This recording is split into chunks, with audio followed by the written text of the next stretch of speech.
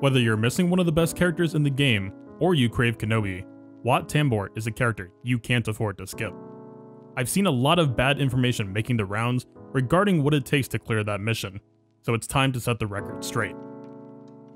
All you need to beat the Wat mission consistently and comfortably is Gear 11 Geos and Brute Alpha's unique Zeta. This is the team we'll be showing in this guide. Plenty of Gear 11 pieces missing, and the mods are nowhere near crazy either. This mission is not a gear or relic check, we just need to go in with a proper strategy, so let's get to it. With a low gear team, our game plan revolves entirely around controlling the enemy waves into wasting their turns ineffectively, hitting Brute. The mass assists on every turn call Soldier and Poggle to assist, applying tenacity down and ability block to allow us to slow the battle down to our pace.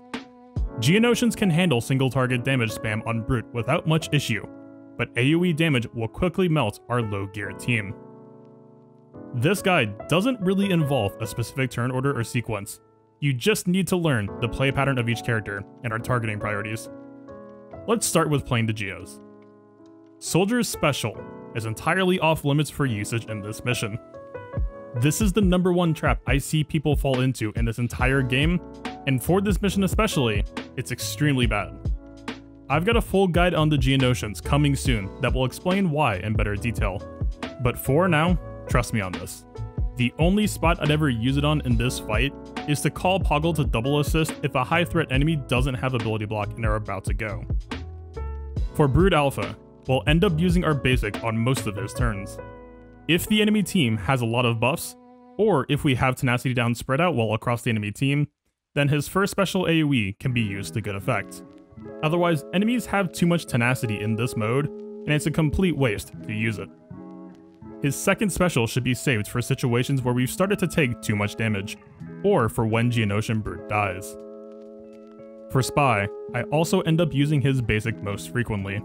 A low gear Spy doesn't have the pushing power necessary to one-shot enemies as easily in territory battles, so he needs some extra time to cook up to respectable numbers. Also remember that his nuke will strip away ability block off of the target, which could lead to a bad situation if you time it poorly on someone who should stay ability blocked. Never use his second special unless you've already used his nuke first. The cooldown reduction is essential for keeping up potential kill pressure. For Brute, we follow one simple rule. Brute will keep his taunt if we basic, and lose his taunt if we special. Check the field to determine if an important enemy will take a turn before one of your Geonosians takes a turn. Keep in mind that Geo Soldier can gain 50% turn meter if he crits twice, but a low gear soldier will not have guaranteed crit chance, so assuming he'll gain 50% turn meter isn't safe. For Poggle, I usually end up spamming his basic if an enemy already has tenacity down but isn't ability blocked. His special serves as one of our 2 cleanses available for the team, and I find it's typically better to hang on to it. That being said, his basic has no real chance of landing if the target doesn't have tenacity down already, so I mostly just focus on either reapplying to people who already have it, or spreading tenacity down to people I'll need to control soon. For Sun Fac, I largely spam his basic as well. His first special should be saved for a moment where Geonosian Brute is either dead or unable to keep taunting.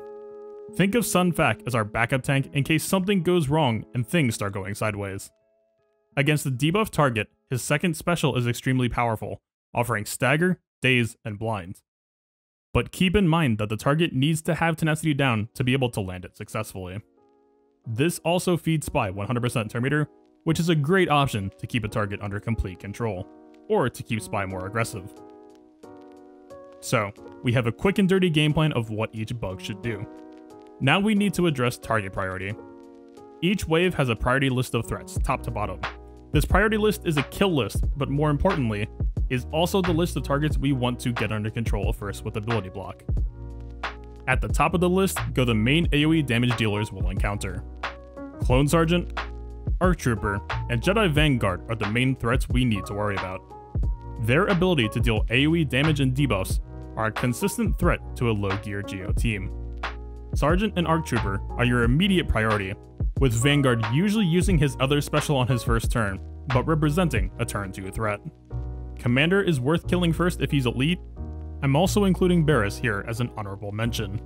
If you happen to run into her, she provides constant cleansing to the weakest target, and gains a massive amount of turn meter from all of your crits. Because her cleanse goes on the weakest ally, make a point to keep focusing damage on her while juggling ability blocks on everyone else. If we keep focusing someone like Sergeant, she'll keep them cleansed permanently. A well-stacked spy nuke will be necessary to take her out. The mid-tier priorities largely revolve around either heavy single-target damage dealers or utility.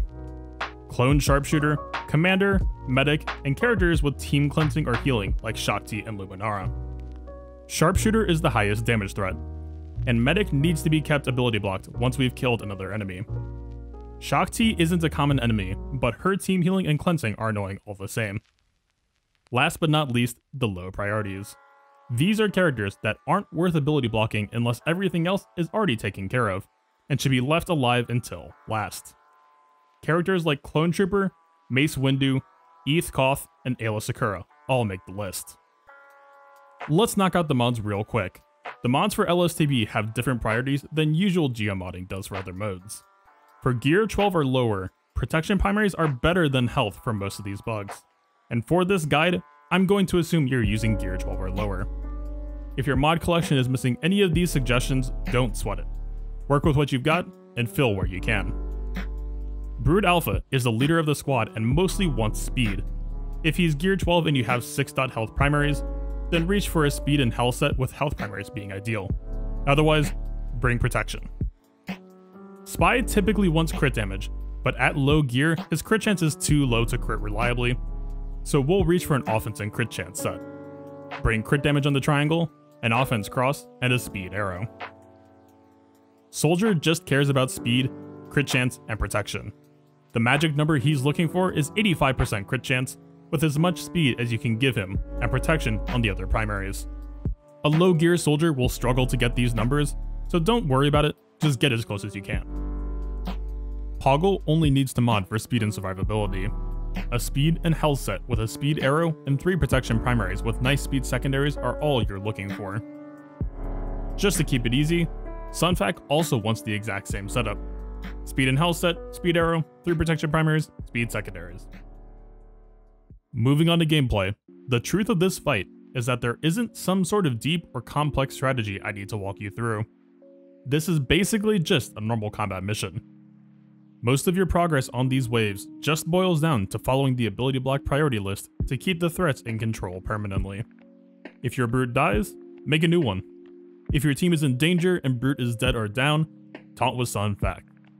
Other than that, keep following the gameplay advised at the start of the video, and the mission will go down pretty painlessly. It does take a while, and this footage is a bit slow-paced due to being a live coaching session where we were screen sharing and talking, but I think you'll get the idea pretty quickly. I'm going to speed up the video a little bit here. If you want to see it at base speed, I'll have a link to that in the description as well. Other than that, I'll include some notes at the start of each wave. But otherwise, that's it for me. If you're still having issues completing the mission at any point, feel free to join my Discord and toss a question my way. Otherwise, happy hunting. So here in the first wave, we're mostly focused on settling into the pattern. Clone Sergeants are the most common high threat enemy we need to handle here, and in this case, there are 2 of them. Geo Soldier is the best character to use Hailfire with, and we have him modded fastest to get us a beautiful setup. Spy goes next, and we immediately need to get to work on setting up ability blocks. We see a Clone Sergeant with fairly high turn meter, so we need to immediately take a basic to get Spy stacking and fish for an ability block. It misses, so immediately we take a Soldier basic on him again, and finally we get the block. From this point, we see Commander with his special available and high turn meter. With the other Sergeant being pretty low turn meter from having lapped us, Commander becomes a more immediate threat. Since we lost our brute at the start of the battle, we use our second special while aiming at the Commander to make another brute while fishing for ability block. From this point, the wave is under control, and it's just a matter of rebuilding the ability blocks as they expire while we chip out the wave.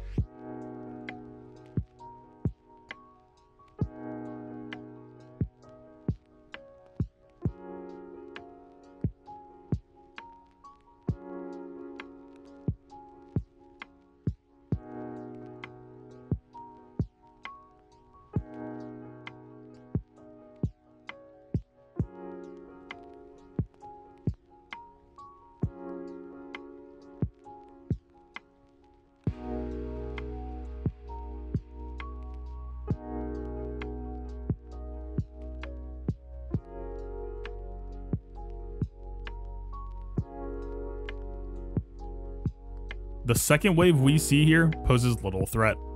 We don't run into the Barris encounter, and this composition barely puts any pressure on us. With Jedi Vanguard kept under control, the wave ends slowly but surely and painlessly.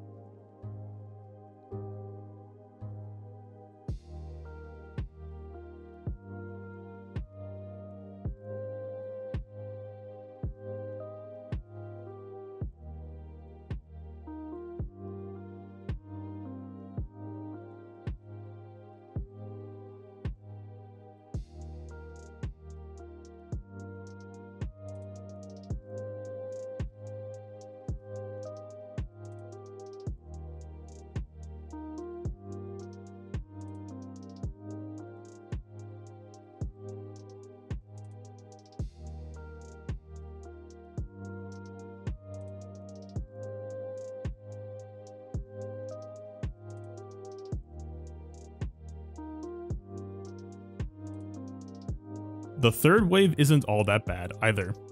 Mace is a character that needs at least 2 turns to become a real threat to anyone. His Shatterpoint debuff is cleansable, and most of the time he wastes his turns aiming at a replaceable Brute. As long as we're holding our Brute off as special to replace Brute as soon as possible, nothing can really go wrong here. Again, we whittle away the wave while staying in control.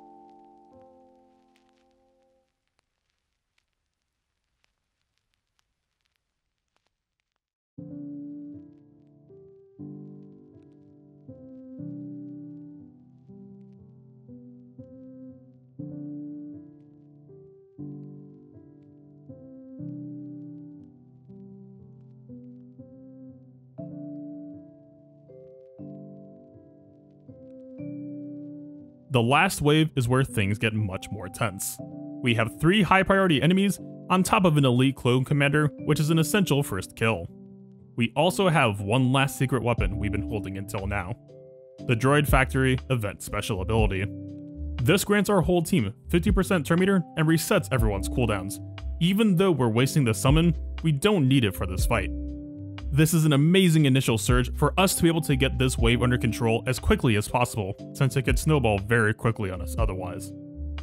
The Clone Sergeant ends up dying first just because of chip out damage as we keep on ability blocking him, but make no mistake here, the elite clone commander is absolutely the initial threat. Either way, once we have this wave under control, it goes down just the same as the rest. Keep on spreading your ability blocks, handle the priority targets as they come up, and follow that kill order. I know it's very unceremonious, and yeah, I would even say it's a little bit boring, right? This is a very unglorified way to handle this mission. But if you're looking for a way to kill this mission with low gear Geos, I don't think you can find much better than this. Again, happy hunting.